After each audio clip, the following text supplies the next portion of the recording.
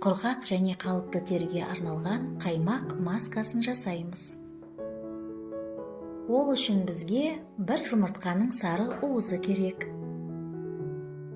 Сары уыз беттегі әжімдерді тегістеуге және азайтуға көмектеседі. Ол сонымен қатар құрғақ теріні ылғалдандырады.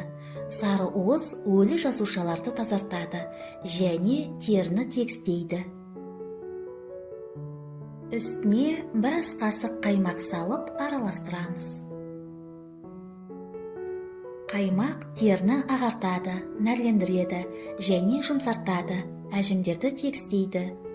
Тері тесіктерін бітеп тастамайды және тарылтады. Маска негізіне сәбіз шырынын немесе сәбіз целлюлозасын қосамыз.